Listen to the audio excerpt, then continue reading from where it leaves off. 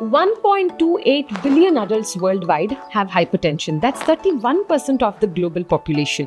40% of adults aged 25 plus ishtu generally hypertension ide. 10.7 million deaths annually hypertension indale agutte.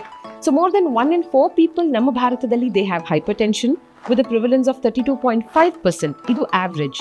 In men it's 33.2%, in women it's 31.7%. So to begin with, hypertension day by day ಹೆಚ್ಚಾಗ್ತಾ ಇರೋದ್ರಿಂದ ಭಾರತದಲ್ಲಿ and globally, let's understand what is hypertension. Doctor, simple terms ಅಲ್ಲಿ ಒಬ್ಬ laymanಗೂ ಅರ್ಥ ಆಗೋ ಹಾಗೆ ಹೇಳಬೇಕಂದ್ರೆ what exactly is hypertension? Is it equivalent to BP? Is it nothing but BP? Hypertension ಅಂದ್ರೆ ಹೈ BP ಅಂತ ಹೇಳ್ಬೋದು. Blood pressure usually it is a range. Okay.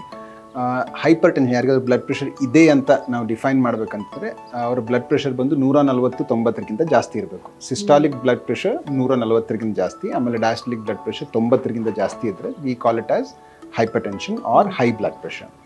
So as you said, ನೀವು ಹೇಳ್ದಂಗೆ the prevalence is very high and in fact hypertension is also called as silent killer. Because majority of the times hypertension blood ಪ್ರೆಷರ್ಗೆ symptoms ಇರಲ್ಲ. Patients present with complications. You can say only about 20-30% of patients have symptoms because of hypertension. ಅಂದರೆ ಕೆಲವೊಬ್ಬರಿಗೆ ತಲೆನೋವು ಬರೋದು, ಸ್ವಲ್ಪ ತಲೆ ಸುತ್ತು ಬರೋದು, ಆ ಥರದ ಸಿಂಪ್ಟಮ್ಸು, ಮೈಲ್ಡ್ ಸಿಂಪ್ಟಮ್ಸ್ ಏನಿರುತ್ತೆ, ಓನ್ಲಿ ಅಬೌಟ್ 25% ಜನರಲ್ಲಿ ಬರ್ಬೋದು. ಉಳಿದಿದ್ದ ಜನರಲ್ಲಿ ಕಾಂಪ್ಲಿಕೇಶನ್ಸ್ ಆದಮೇಲೆ ಗೊತ್ತಾಗುತ್ತೆ. ಇಲ್ಲಾಂತಂದರೆ ರುಟೀನಾಗಿ ನಾವು ಬ್ಲಡ್ ಪ್ರೆಷರ್ ಚೆಕ್ ಮಾಡಿದಾಗ ಬ್ಲಡ್ ಪ್ರೆಷರ್ ಇದೆ ಅಂತ ಗೊತ್ತಾಗುತ್ತೆ. ಓಕೆ. ಸೊ ಒಂದಷ್ಟು ಸಿಂಪ್ಟಮ್ಸ್ ಬರಲ್ಲ ಅಂತ ಏನು ನೀವು ಹೇಳಿದ್ರಿ, ಬಟ್ ಐ ಥಿಂಕ್ ಕೆಲವರು ನಾನು ನೋಡಿದ್ದೀನಿ ಇತ್ತೀಚೆಗೆ ತುಂಬಾ ಕೋಪ ಬರ್ತಿದೆ, BP ಚೆಕ್ ಮಾಡ್ಕೋಬೇಕು ಅಂತಾರೆ. ಇಸ್ ಇಟ್ ಲೈಕ್ ರಿಲೇಟೆಡ್ ಕೋಪ ಬರೋದು to BP? Is the other way around. ಅಂತಂದ್ರೆ ಕೋಪ ಯಾರು ಜಾಸ್ತಿ ಬರೋದು ಅಥವಾ ಸ್ಟ್ರೆಸ್ ಮಾಡ್ಕೊಳ್ತಾರೆ, ಜಾಸ್ತಿ ಕೂಗಾಡ್ತಾರೆ, ಆ ಟೈಮಲ್ಲಿ ನೀವು ಬ್ಲಡ್ ಪ್ರೆಷರ್ ನೋಡಿದ್ರೆ ಡೆಫಿನೆಟ್ಲಿ ಜಾಸ್ತಿ ಇರುತ್ತೆ. ಸಮ್ ಪೇಷಂಟ್ಸ್ ಸಿಂಪ್ಟಮ್ಸ್ ಅಂದರೆ ರುಟೀನ್ಲಿ ಹೈ ಬ್ಲಡ್ ಪ್ರೆಷರ್ ಇದ್ದವರು they may have irritation, mood swings ಇರಬಹುದು. ಬಟ್ ಕೋಪ ಬಂದರೆ BP ಜಾಸ್ತಿ ಇರುತ್ತೆ ಅಂತ ಇದಾಗೋದಿಲ್ಲ. ಬಟ್ ರುಟೀನಾಗಿ ಬ್ಲಡ್ ಪ್ರೆಷರ್ ಚೆಕ್ ಮಾಡ್ತಾ ಇರಬೇಕು. ಆ್ಯಂಡ್ ಜಾಸ್ತಿ ಇದ್ದರೆ ಅದನ್ನು ಡೆಫಿನೆಟ್ ಆಗಿ ರಿಕ್ವೈರ್ಡ್ ಮೆಜರ್ಸ್ ತೊಗೊಂಡ್ಬಿಟ್ಟು ಕಂಟ್ರೋಲ್ ಮಾಡ್ಕೊಳ್ಳೋದು ತುಂಬ ಇಂಪಾರ್ಟೆಂಟ್. ಓಕೆ. ಸೊ ಸುಮಾರು ಹಾಸ್ಪಿಟಲ್ಸಲ್ಲಿ ನಾವು ಕಾರ್ಡಿಯಾಲಜಿಸ್ಟ್ಸ್ ಹೇಳೋದನ್ನ ಕೇಳಿದೀವಿ ದಟ್ ಒಂದು ಕಾಲದಲ್ಲಿ ಮಕ್ಕಳು ತಂದೆ ತಾಯಿನ ಕರ್ಕೊಂಡ್ಬರೋರು, ಇವತ್ತು ತಂದೆ ತಾಯಿಂದ್ರು ಮಕ್ಕಳನ್ನ ಕರ್ಕೊಂಡ್ಬರ್ತಾರೆ ಅಂತ. That is so unfortunate. ಯಾವ ವಯಸ್ಸಿಂದ ಬ್ಲಡ್ ಪ್ರೆಷರ್ನ ಮಾನಿಟರ್ ಮಾಡೋದನ್ನ ನೀವು ಅಡ್ವೈಸ್ ಮಾಡ್ತೀರಾ ಡಾಕ್ಟರ್? ಈಗ ಏಜ್ ಬಂದು ಕಡಿಮೆ ಆಗ್ತಾ ಹೋಗ್ತಾ ಇದೆ. ಸೊ ಮೊದಲು ಹೇಗಿತ್ತು ಅಂದರೆ generally blood pressure 4th to 5th ಡೆಕೆಡಲ್ಲಿ ನೋಡ್ತಾ ಇದ್ವಿ. ಈಗ ಹಾಗಿಲ್ಲ. ಸೋ ಮೆನಿ ಯಂಗ್ ಪೇಷಂಟ್ಸ್, 30 ವರ್ಷ 25 ವರ್ಷದ ವಯಸ್ಸಿನವ್ರು ಕೂಡ ಬ್ಲಡ್ ಪ್ರೆಷರಿಂದ ಬರ್ತಾ ಇದೆ. ಅದು one of the major reasons being stress also, the kind of lifestyle that we have. It could be mental stress, work related, ಆಮೇಲೆ ಎಕ್ಸಸೈಸ್ ಇರೋಲ್ಲ, unhealthy diet, unhealthy sleeping pattern, ಇದೆಲ್ಲ matter ಆಗುತ್ತೆ. ಸೊ ಅದಕ್ಕೆ ಅಂತ 18 ವರ್ಷ ಮೇಲ್ಪಟ್ಟವರು ಯಾವಾಗ ಆಸ್ಪತ್ರೆಗೆ ಯಾವುದೋ ಕಾರಣಕ್ಕೆ ಹೋಗಿರ್ತಾರೆ, ಬ್ಲಡ್ ಪ್ರೆಷರ್ ಚೆಕ್ ಮಾಡ್ಕೊಳ್ಳೋದು ಒಳ್ಳೇದು. ಅವ್ರ ಮನೇಲಿ ಬ್ಲಡ್ ಪ್ರೆಷರ್ ಇದ್ರೆ ಅಟ್ಲೀಸ್ಟ್ ವರ್ಷಕ್ಕೆ ಒಂದ್ಸಲ BP ಚೆಕ್ ಮಾಡ್ತಾ ಇರೋದು ಒಳ್ಳೇದು. 30 ವರ್ಷ ಮೇಲ್ಪಟ್ಟವರಂತೂ ಮೋರ್ ಫ್ರೀಕ್ವೆಂಟ್ಲಿ ಚೆಕ್ ಮಾಡ್ತಾ ಇರೋದು. ಇತ್ತೀಚಿನ ದಿನಗಳಲ್ಲಿ ಹೆಚ್ಚೆಚ್ಚು ಯಂಗ್ಸ್ಟರ್ಸ್ಗೆ ಹಾರ್ಟ್ ಅಟ್ಯಾಕ್ ಆಗೋದನ್ನ ನೋಡ್ತಾ ಇದೀವಿ. ಕಾರ್ಡಿಯಾಕ್ ಅರೆಸ್ಟ್ ಆಗ್ತಾರೆ, ಚೆನ್ನಾಗೇ ಇದ್ರು ಸಡನ್ ಆಗಿ ಹೋಗ್ಬಿಟ್ರು ಅಂತಾರೆ. ಆಸ್ ಯು ಮೆನ್ಷನ್ಡ್ ಇದಕ್ಕೂ ಮುಂಚೆ ಸೈಲೆಂಟ್ ಕಿಲ್ಲರ್ ಅಂತ.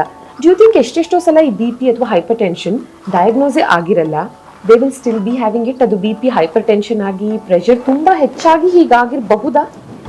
BP ಅನ್ನೋದು, ಹೈಪರ್ಟೆನ್ಷನ್ ಅನ್ನೋದು it is a contributor for heart attack. ಅದ್ರಲ್ಲೇನು ಡೌಟ್ ಇಲ್ಲ. ಅಂದರೆ ಹಾರ್ಟ್ ಅಟ್ಯಾಕ್ ಆಗಬೇಕು ಅಂದರೆ ರಕ್ತನಾಳಗಳಲ್ಲಿ ಬ್ಲಾಕೇಜ್ ಬರುತ್ತೆ. ಆ ಬ್ಲಾಕೇಜ್ಗೆ one of the risk factor ಬಂದು hypertension, blood pressure. So at some point of time hypertension contributes to the mortality of heart attack. ಜೊತೆಗೆ ಬೇರೆ ಕಾಂಪ್ಲಿಕೇಶನ್ಸ್ ಅಂದರೆ ಸ್ಟ್ರೋಕ್ ಆಗಿರಬಹುದು, ಈಗ ಬ್ರೈನಲ್ಲಿ ಬ್ಲೀಡ್ ಆಗಿರೋದು. ಭಾಳಷ್ಟು ಪೇಷಂಟ್ಸು ಬ್ಲಡ್ ಪ್ರೆಷರ್ ಗೊತ್ತೇ ಇರೋದಿಲ್ಲ, ಸಡನ್ನಾಗಿ ಬ್ರೈನಲ್ಲಿ ಬ್ಲೀಡ್ ಆದಮೇಲೆ ಪ್ರೆಸೆಂಟ್ ಆಗ್ತಾರೆ. ಓಕೆ. ಸೊ ಆವಾಗ ನಾವು ಬ್ಲಡ್ ಪ್ರೆಷರ್ ಚೆಕ್ ಮಾಡಿದಾಗ 200-220 ಆ ಥರ ಜಾಸ್ತಿ ಇರುತ್ತೆ. ಸೊ ತುಂಬ ಹೈ ಬ್ಲಡ್ ಪ್ರೆಷರ್ ಕಾಂಪ್ಲಿಕೇಶನ್ಸಿಂದ ಬರೋದು ಕಾಮನ್. ಸೊ ಆದ್ದರಿಂದ ಕೆಲವೊಂದು ಪೇಷಂಟ್ಸಲ್ಲಿ very high BP causing CNS ಸ್ಟ್ರೋಕ್ಗಳು, ಆಮೇಲೆ ಬ್ರೈನಲ್ಲಿ ಬ್ಲೀಡಿಂಗ್ ಆಗೋದು, ಅವರು they can present with death also. ಆಮೇಲೆ heart attack definitely hypertension does contribute a lot. Okay. ಸುಮಾರು ಜನ ಹೇಳೋದನ್ನು ಕೇಳಿದ್ದೀನಿ, BPಗಾಗಲಿ ಶುಗರ್ಗಾಗಲಿ ಟ್ಯಾಬ್ಲೆಟ್ ತೊಗೊಳಕ್ಕೆ ಅವ್ರಿಗೆ ಇಷ್ಟ ಇರಲ್ಲ. ಸೊ ಒಂದು ಸ್ವಲ್ಪ BP ಇದೆ ಅಥವಾ ಬಾರ್ಡರ್ ಲೈನಲ್ಲಿ ಶುಗರ್ ಇದೆ ಅಂದಾಗ ಡಾಕ್ಟರ್ ಹತ್ರ ಹೋಗ್ದಿರಾ ಅವರೇ ಕಂಟ್ರೋಲ್ ಮಾಡ್ಕೊಳ್ಳೋದು ಟ್ರೈ ಮಾಡ್ತಾರೆ ವಿತ್ ಫುಡ್ ಮತ್ತೆ ಲೈಫ್ ಸ್ಟೈಲಲ್ಲಿ ಸ್ವಲ್ಪ ಚೇಂಜಸ್ ಮಾಡ್ಕೊಳ್ತಾ. ಬಟ್ ಐ ಥಿಂಕ್ ತುಂಬ ದಿನ ಸಸ್ಟೈನ್ ಮಾಡದೇ ಇದ್ದಾಗ ಮತ್ತೆ it will bounce back. So ಡಾಕ್ಟರ್ನ ಕನ್ಸಲ್ಟ್ ಮಾಡಿ ರೈಟ್ ಟೈಮಲ್ಲಿ ಮೆಡಿಕೇಶನ್ಸ್ ತೊಗೊಂಡಾಗ it will definitely help. But ಅದಕ್ಕೂ ಮುಂಚೆ ಡಯಾಗ್ನೋಸ್ ಮಾಡೋದು ಬಹಳ ಮುಖ್ಯ ಆಗುತ್ತೆ. ಸೊ ಒಂದು ಒಳ್ಳೆಯ ಡಯಾಗ್ನೋಸ್ಟಿಕ್ ಸೆಂಟರ್ಗೆ ಅಕ್ಯುರೇಟ್ ಆಗಿ ರೀಡಿಂಗ್ಸ್ನ ಕೊಡುವಂಥ ಡಯಾಗ್ನೋಸ್ಟಿಕ್ ಸೆಂಟರ್ಗೆ ಬರೋದು ಕೂಡ ತುಂಬ ಇಂಪಾರ್ಟೆಂಟ್ ಆಗುತ್ತೆ. ಬಿಕಾಸ್ ಕೆಲ ದಿನಗಳ ಮುಂಚೆ ನನಗೆ ಗೊತ್ತಿರೋರೊಬ್ರು 2 ಜಾಗಗಳಲ್ಲಿ ECG ಮಾಡಿಸಿದ್ದಾರೆ. ಒಂದು ಕಡೆ ನಾರ್ಮಲ್ ಬಂತು, ಮತ್ತೊಂದು ಕಡೆ ಅಬ್ನಾರ್ಮಲ್ ಬಂತು. It can be because of ಅವರ ಅಬ್ನಾರ್ಮಲ್ ವೇರಿಯೇಷನ್ಸ್ ಕೂಡ. But I think readings matter a lot, especially ನೀವೊಂದು ಡಿಸಿಷನ್ ತಗೊಳ್ಳೋದಕ್ಕೆ, ಪೇಷಂಟ್ನ ಟ್ರೀಟ್ ಮಾಡೋದಕ್ಕೆ. ಒಂದೊಂದು ಟೆಸ್ಟ್ಗಳ ಹೆಸರುಗಳನ್ನ ಹೇಳ್ತಾ ಹೋಗ್ತೀನಿ. ಅಟ್ ಪದ್ಮಶ್ರೀ ಡಯಾಗ್ನೋಸ್ಟಿಕ್ಸ್ ಈ ಟೆಸ್ಟ್ ಎಲ್ಲವನ್ನ ಮಾಡ್ತಾರೆ. ಬಟ್ ಯಾರಿಗೆ ಇದನ್ನು ಸಜೆಸ್ಟ್ ಮಾಡ್ತೀರಾ ಅಂತ ನಮಗೆ ಹೇಳಿ ಡಾಕ್ಟರ್. ECG ಮಾಡಲೇಬೇಕು. ECG ಮತ್ತು ಎಕೋಕಾರ್ಡಿಯೋಗ್ರಾಮ್ ಎಲ್ಲ ಬ್ಲಡ್ ಪ್ರೆಷರ್ ಇರೋ ಪೇಷಂಟ್ಸು ಮಾಡಬೇಕು. ಅದು ಬಿಟ್ಟು ಈಗ ಕಾಮನ್ ಯಾರಾದರೂ ಚೆಸ್ಟ್ ಪೇನ್, ಎದೆ ನೋವಿನ ಜೊತೆಗೆ ಆಸ್ಪತ್ರೆಗೆ ಬಂದರೆ ECG is like the basic test, or you can say like the most important test initial chest pain ಇದ್ದಾಗ. ಈಕೋ ಟೆಸ್ಟ್ ಯಾರ್ಯಾರಿಗೆ ಸಜೆಸ್ಟ್ ಮಾಡ್ತೀವಿ? ಎಕೋಕಾರ್ಡಿಯೋಗ್ರಾಮ್ ಅಗೇನ್ BP ಇದ್ದವರಿಗೆ ಒಂದು ಬೇಸ್ ಲೈನ್ ಎಕೋ ಮಾಡಲೇಬೇಕು. ಯಾಕಂದರೆ ಬ್ಲಡ್ ಪ್ರೆಷರಿಂದ ಏನಾಗುತ್ತೆ, ಹಾರ್ಟ್ ಮೇಲೆ ಒತ್ತಡ ಜಾಸ್ತಿ ಆಗುತ್ತೆ.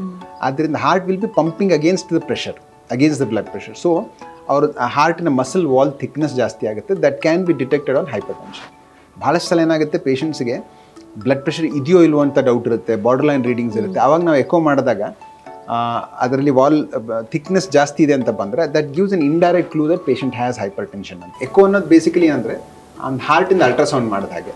ಅದರಲ್ಲಿ ನಮ್ಮ ಹಾರ್ಟ್ ಸ್ಟ್ರಕ್ಚರ್ ಹೇಗಿದೆ, ಅದರಲ್ಲಿರೋ ವ್ಯಾಲ್ವ್ಗಳು ಹೇಗಿದೆ, ಯಾವುದಾದ್ರೂ ವ್ಯಾಲ್ವ್ ಲೀಕ್ ಆಗ್ತಾ ಇದೆಯಾ, ಹಾರ್ಟ್ ಪಂಪಿಂಗ್ ಕರೆಕ್ಟಾಗಿ ನಾರ್ಮಲ್ ಇದೆಯೋ ಇಲ್ವೋ ಅಥವಾ ಕಡಿಮೆ ಆಗಿದೆಯೋ, ಆಮೇಲೆ ಮುಂಚೆ ಯಾವಾಗಲಾದರೂ ಹಾರ್ಟ್ ಅಟ್ಯಾಕ್ ಇತ್ತಾ, ಇದೆಲ್ಲ ಡೀಟೇಲ್ಸ್ ನಮಗೆ ಎಕೋಕಾರ್ಡಿಯೋಗ್ರಾಮಲ್ಲಿ ಗೊತ್ತಾಗುತ್ತೆ. Okay. And blood test, so BP ಅಥವಾ ಹೈಪರ್ ಟೆನ್ಷನ್ಗೆ ಸಂಬಂಧಪಟ್ಟ ಹಾಗೆ ಯಾವ ಟೆಸ್ಟ್ಗಳನ್ನು ಮಾಡ್ತೀವಿ? ಸೊ ಬ್ಲಡ್ ಪ್ರೆಷರ್ ಇರೋ ಎಲ್ಲ ಪೇಷಂಟ್ಸಿಗೂ ಗೈಡ್ಲೈನ್ಸ್ ಹೇಳೋದಂದ್ರೆ ಒಂದು ಬೇಸಿಕ್ ಬ್ಲಡ್ ವರ್ಕಪ್ ಎಲ್ಲ ಮಾಡಬೇಕು. ಅದರಲ್ಲಿ ಒಂದು ಕಂಪ್ಲೀಟ್ ಬ್ಲಡ್ ಕೌಂಟ್ಸ್ ನೋಡ್ತೀವಿ, ಅಂದರೆ haemoglobin, total count, platelet counts, ESR ಅದು ಇಂಪಾರ್ಟೆಂಟು.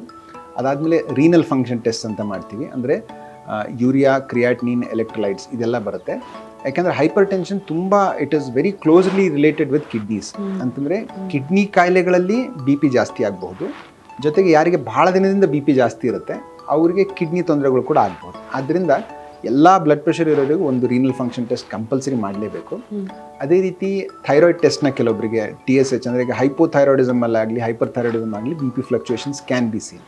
ಸೊ ಅದಕ್ಕೆ ಎಲ್ರಿಗೂ ಒಂದು ಬೇಸ್ ಲೈನ್ ಥೈರಾಯ್ಡ್ ಟೆಸ್ಟ್ನ ಕಂಪಲ್ಸರಿಯಾಗಿ ಮಾಡ್ತೀವಿ.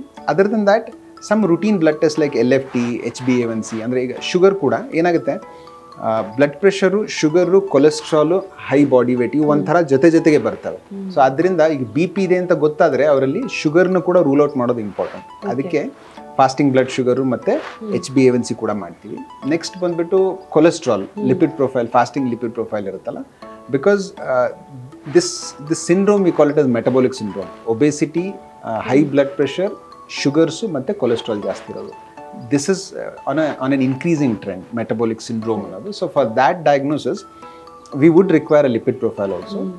ಅದರಲ್ಲಿ ನಮ್ಮದು ಬ್ಯಾಡ್ ಕೊಲೆಸ್ಟ್ರಾಲ್ ಎಷ್ಟಿದೆ, ಗುಡ್ ಕೊಲೆಸ್ಟ್ರಾಲ್ ಎಷ್ಟಿದೆ, ಆಮೇಲೆ ಟ್ರೈಗ್ಲಿಸರೈಡ್ಸ್ ಅಂತ ಬರುತ್ತೆ ಅದು ಎಷ್ಟಿದೆ, ಅದರ ವ್ಯಾಲ್ಯೂ ನೋಡಿಕೊಂಡು ತಕ್ಕಂಥ ಲೈಫ್ ಸ್ಟೈಲ್ ಚೇಂಜಸ್ ಮಾಡ್ಬೋದು. ಜೊತೆಗೆ ಕೆಲವೊಂದು ಮಾತ್ರೆಗಳನ್ನು ಕರೆಕ್ಟಾಗಿ ಸಜೆಸ್ಟ್ ಮಾಡಿದ್ರೆ ಓವರಾಲ್ ರಿಸ್ಕ್ ಕಡಿಮೆ ಆಗೋಕ್ಕೆ ಹೆಲ್ಪ್ ಆಗುತ್ತೆ. ಸೊ ಒಂದು ಲಿಪಿಡ್ ಪ್ರೊಫೈಲ್ ಕೂಡ ಎಲ್ಲ ಬ್ಲಡ್ ಪ್ರೆಷರ್ ಇರೋ ಪೇಷಂಟ್ಸ್ಗೂ ಮಾಡಿ ನೋಡ್ತೀವಿ.